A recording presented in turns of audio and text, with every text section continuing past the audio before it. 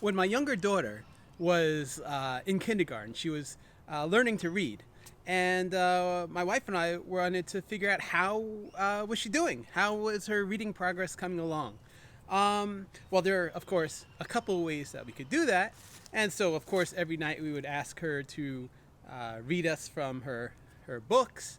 But what we wanted to know was how automatic was this becoming? How deeply was she becoming a good reader?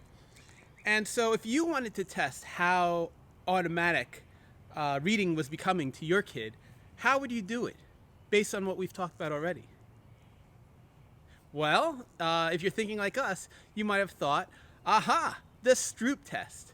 And so we gave the Stroop test to see whether she could get that kind of Stroop interference, reflecting the fact that reading had become automatic. How did it turn out? Well, see for yourself. Okay, this is Anna, age 5. Anna, what? You are going to see some color squares.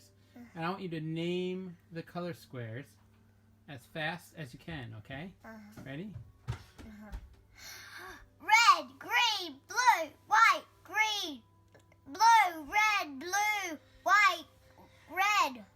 Okay, now do the same thing to the words. Only name the color that they appear in, okay? What do you mean? So they'll be printed in different colors. Don't read them. Just say what color they are, okay?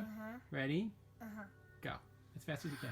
Green, red, blue, white, blue, red, green, white, red, blue. And do the same thing again, okay? Blue,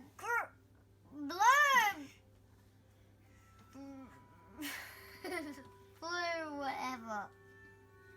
What is that? This is Anna, age 5. We were so excited. Reading automaticity achieved. It's so much fun being a cognitive psychologist sometimes. It's so much fun being a nerd.